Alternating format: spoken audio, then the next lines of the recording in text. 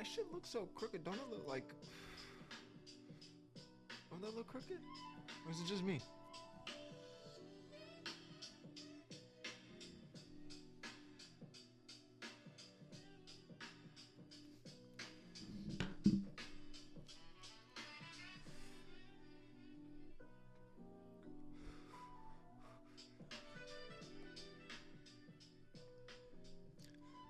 What's good, Combat Sports fans? You already know it's your boy Bando back at it with another episode of Combat and Kick It. Before I get into the actual episode, let's play catch up real quick. He gets his hooks in. So he's committing to it. Let's watch this very closely.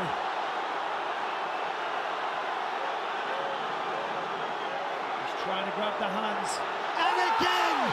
And another! And another! So I didn't make an episode of it for the breakdown or the review, but you know I was not going to miss my opportunity to brag about Charles Oliveira getting a win, back in the win column, big W. You can't say nothing about him. They was trying to say he's done. My man's ain't done. Gets himself another dub over Mateusz Gamrot. Made it look easy to all the haters.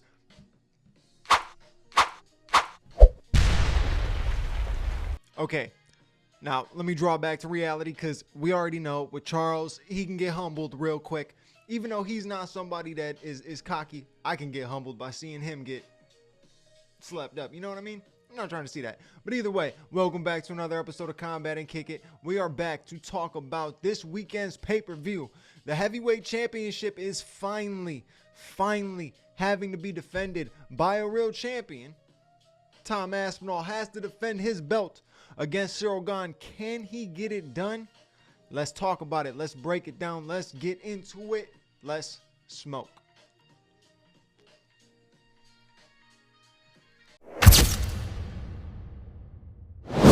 UFC 321 this weekend. I haven't done a full breakdown, I feel like, in a while. So we are here to do a full-on breakdown. So you better be ready because it's going to take a minute. I got to go through this whole card. I'm not even 100% sure who's on this card. The one thing I know for sure is it's an Abu Dhabi card. And you know me and Abu Dhabi cards do not get along with your damn 2 o'clock start time. Your boy got to work.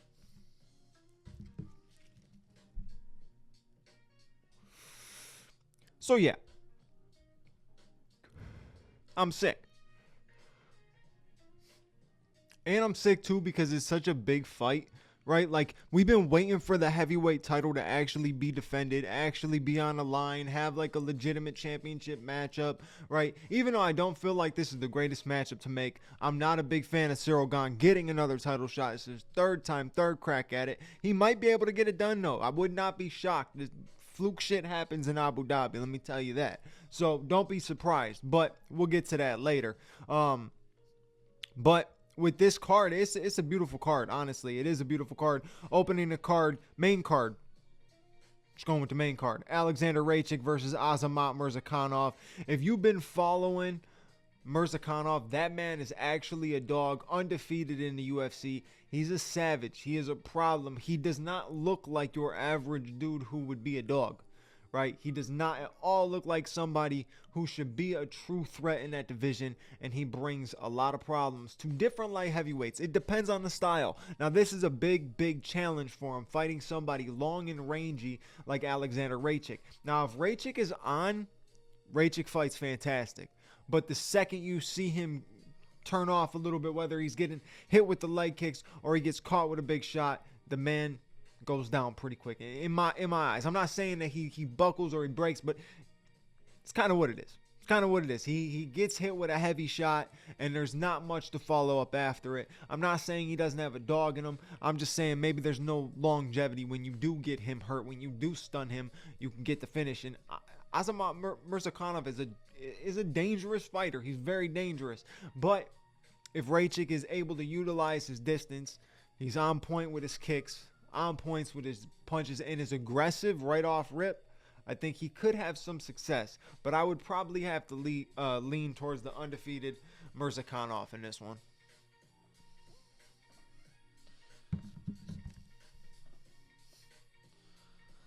Alexander Volkov versus Jailton Almeida. This is an interesting fight. Jailton Almeida, we already know he's a problem for a lot of people in the heavyweight division. A very athletic heavyweight. A guy who's in the division who doesn't look like every other average heavyweight that's in the UFC right now. He looks like a light heavyweight, realistically, right? He doesn't look like he puts on a ton of weight. He was a light heavyweight for a little while, but he doesn't look very big. He's very shredded, but not very big. And I think that's going to pose him a problem in this fight against Volkov, because Volkov is a massive heavyweight. That man's a big dude. He's tall, he's long, and he's big.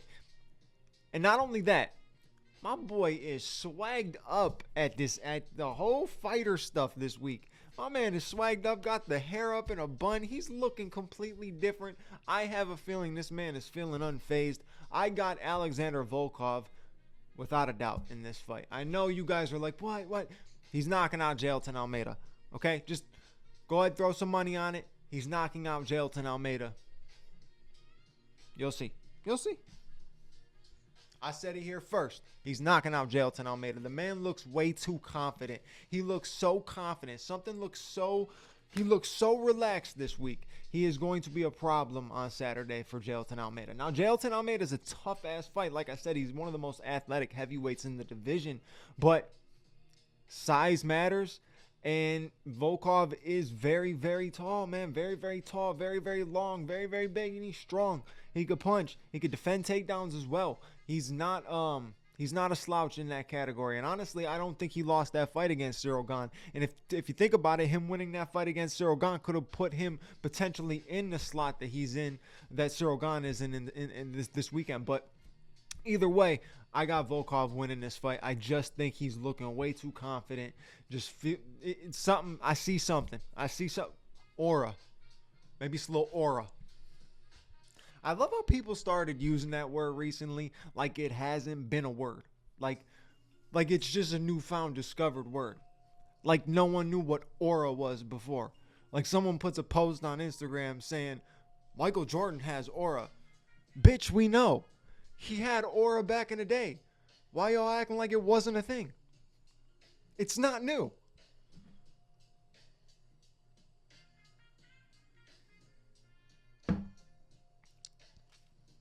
Nevertheless, when we talk about fighters with aura, honestly, number one fighter with aura, Alex Pereira. He brought it back too with that last one. He brought it back too. I'm not going to get too off track, but we talking about people with aura, Alex Poatan Pereira. All right, moving on. We got Umar Nurmagomedov against Mario Batista. This is a very interesting fight. I do think I'm going to have to lean with Umar in this fight. It's hard to go against them sometimes. You know, that camp, that team, a.k.a. is solid. He's got Javier Mendez in his corner. He's got freaking Khabib in his corner. He's got guys like Islam in his corner. He's got so many different teammates in that gym that can help out. They could all switch off different people to be in that corner. But I think from the last few fights that you saw with Umar, you're going to see a different version in this fight. And he has to bring the heat, because if he brings the heat in this fight and he could really, really make a statement against Mario Batista and completely shut Mario Batista's run down, then he is definitely going to be number one contender to whoever wins between Petr Yan and Merab Dvalishvili.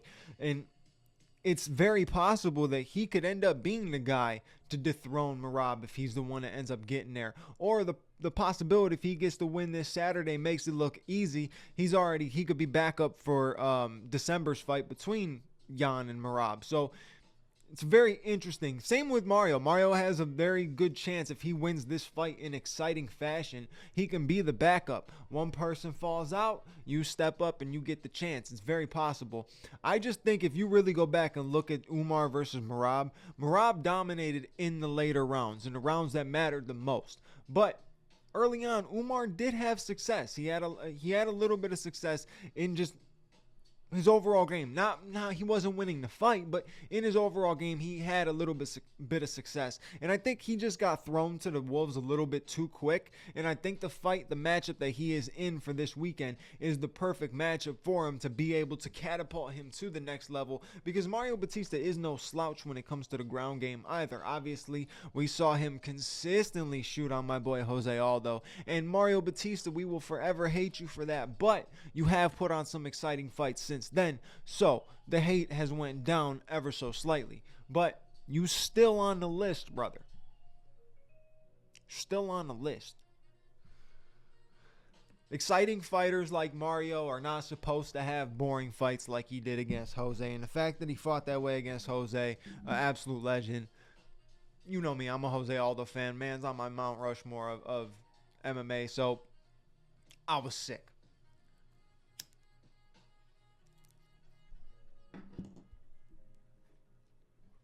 But I think this fight's actually going to be a very high-paced fight. It's going to be a very high-paced fight, and you're going to see both men try to do it.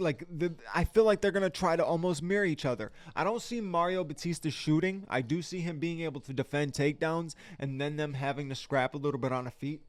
Obviously, we know Umar can strike. Mario Batista is very powerful, very game to get in a scrap. So it's interesting. It's very interesting. Can Mario Batista pull it off? 100%. Am I leaning Umar Nurmagomedov? Probably. I do think that over time, when you take these fights that you take early in the career against top-tier guys like a champion like Merab, right, and you lose, it's a humbling experience. It kind of snaps you back a little bit, but it also throws you back into the gym and just makes you train harder. And I think Umar, like I said, with his teammates, with his camp, having Khabib in the corner, having Javier Mendez, a lot of veteran fighters, veteran coaches that really know what they're talking about to be able to make the right adjustments for him to get the W. And I just think that's what's going to happen between Umar and Mario Batista. So I'm leaning Umar.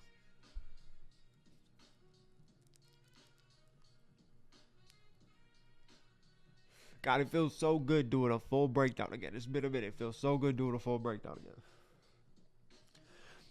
Now we are on to the women's strawweight championship matchup. The belt technically got vacated by Weili Zhang, which pisses me off that she had to do that, but nonetheless, that's a whole nother subject. I'll get into that later. But title's on the line now.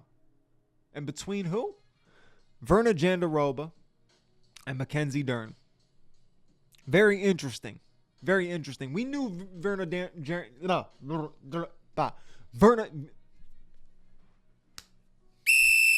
flag on the play. Damn, dog. Flag on the play. Excessive stuttering. 10-yard penalty.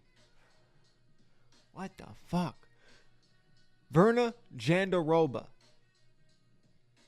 We knew she was number one contender regardless. Whoever was going to end up being the champion, whether it was Weili that she was going to fight, Tatiana Suarez, whoever it was going to be, she was number one contender. She's been whooping ass in the division. She has been making waves. And she is a problem. She is a huge problem. And especially poses a problem to Mackenzie Dern, who Mackenzie Dern still has not been able to polish up that striking at all.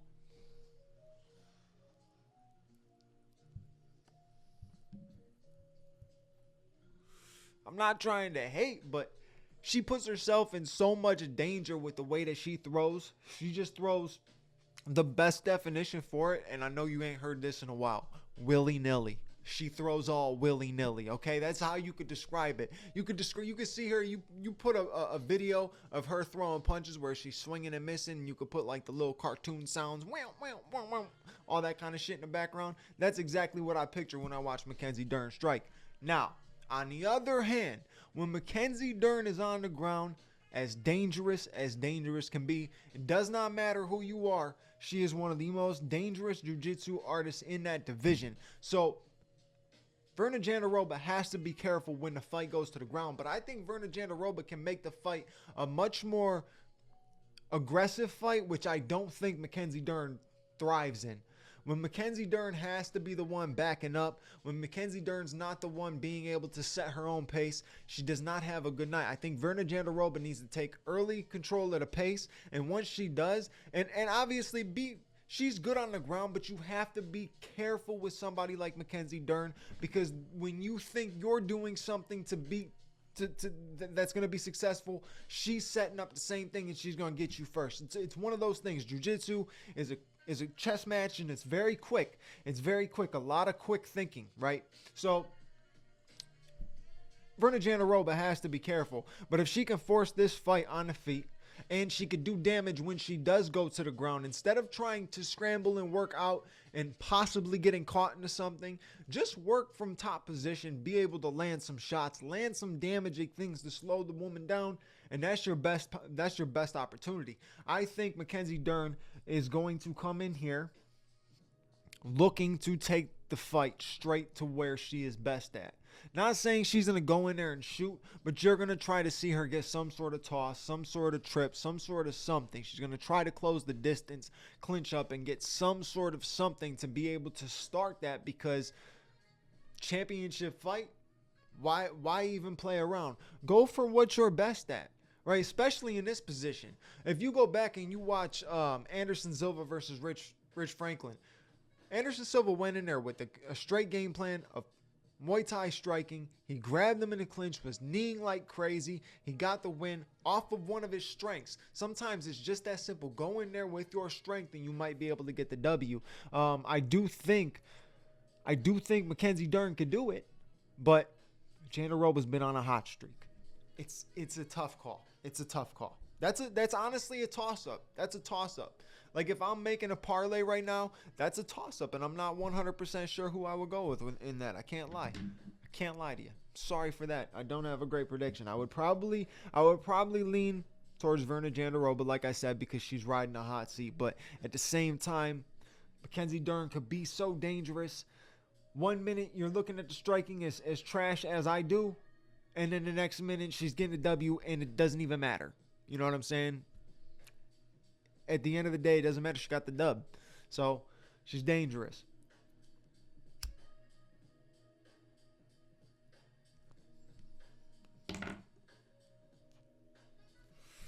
It's weird now how that division's going to be open just because Weili's gone. I don't think anybody, and I'm not trying to be that guy, I don't think any woman in that division was going to beat Weili Zhang anytime soon. So, it's a good thing that she's out of that division. I think she's going to give Valentina a huge problem at MSG. I've been saying this for a while. I've been saying it. Let's see. I've been right about a few different things. I was right about Charles Oliveira becoming a lightweight champion. I was right about Leon Edwards being the one to beat Kamaru Usman for the welterweight title. Can I be right about Weili Zhang beating Valentina Shevchenko? Now, Valentina has lost a couple steps. I guess we'll see. That MSG card is dope, though. It's a dope card. All right, let's get into this main event now. Tommy Aspinall up against Cyril Gane. Guess what, everybody? My Cyril's gone. Cyril Gane. Is third time a charm? That's the question going into this fight. Is third time a charm? We'll see. We'll see. The thing about Cyril Gane is he's powerful. He really is powerful. His striking is good, right? He's got good technique with his striking. The one thing that he is not is aggressive at all. If you bring the fight to him, you might get a little bit of something, right? You kind of bring a scrap out of him, maybe a little bit. But if you beat him to his punch, you beat his punches. You make him miss. You make him have to work. He does not want to work. He's not somebody who is considered the type of fighter that will dig deep to get a W.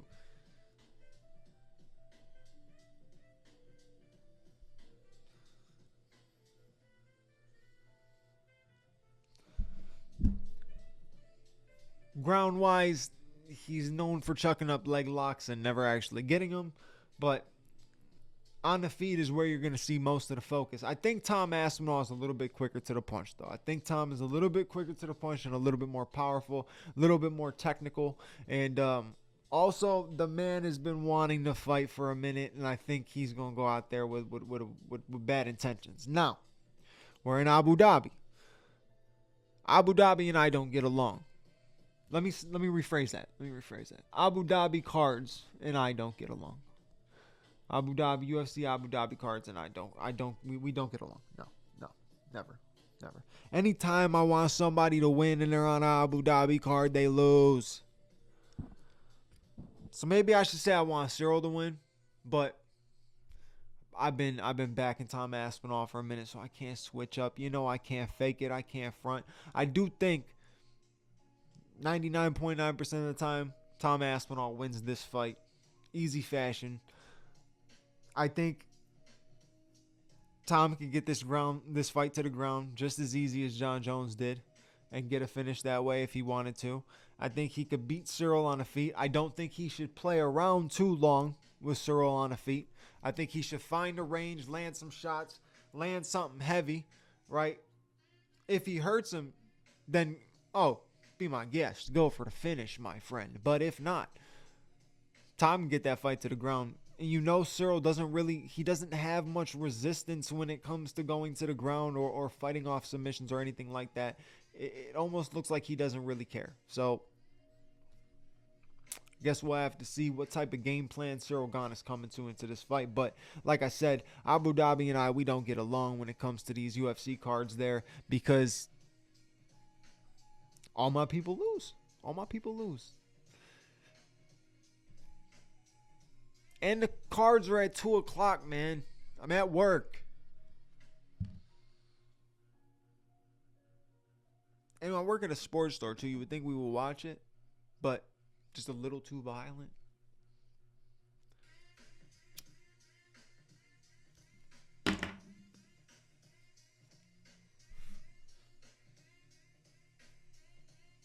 It'd be what it be, though.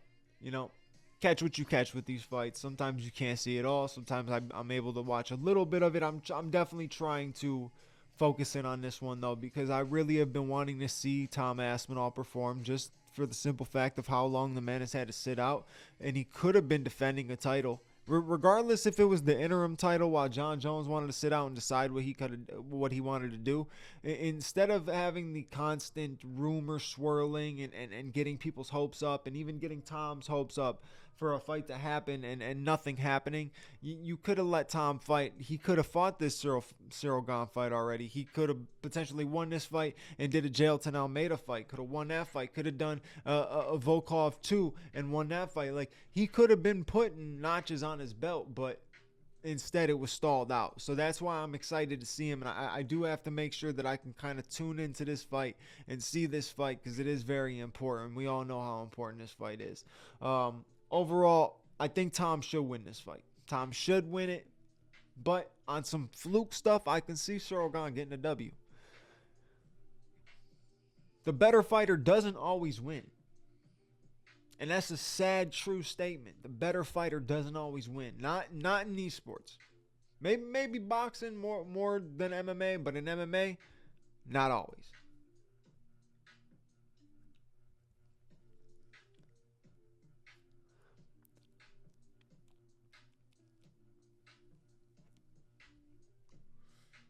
So we'll see what happens. We'll see who the better fighter is on Saturday night while I'm rocking with Tom Aspinall. So if we putting together a 5-leg parlay, Let's see what we got. I'm going with Azamat Mirzakhanov, Alexander Volkov, Umar Nurmagomedov, Verna Jandiroba, and Tom Aspinall. Let's see if I get 100%. I don't think I've been 100% in like forever. It's been a long ass time. Let's just take a quick look just so we can speak on what the prelims are looking like. You got Jacqueline Amorim versus Mizuki Inoue. I don't know who those women are. I'm not gonna cap, but it looks like Jacqueline is 10-1, Mizuki is 15-6. So it could be an interesting prospect type of matchup. You got a flyweight matchup between Azat Maksum versus Mitch Raposo. You have a heavyweight matchup versus Hamdi Abdullah Wahab versus Chris Barnett. Oh, Biggie Boy Barnett's back in. Let's see what happened. Not Biggie Boy. Is it Biggie Boy? That's not his nickname. Beast Boy. I think Biggie Boy was Rosenstreich. Maybe. Something like that. Then you got Walter Walker going up against Louis Sutherland. Oh, I skipped one. Nathaniel Wood versus Jose Delgado. Walter Walker versus Louis Sutherland. Abdul Karim Al-Sawadi versus Matthias Camilo. Then you got Ludovic Klein versus Matus Rebecki. That could be actually a scrap. That could be a scrap. Matus Rebecki, he might not be like top tier, best type of fighter, but he could scrap. He's willing to scrap. Then you got Ikram Alaskira versus Park Jung-un. Another one that could be a scrap. Nasrat Hakparas versus Quillan is it Saukalid? I think that dude from Australia or New Zealand or whatever.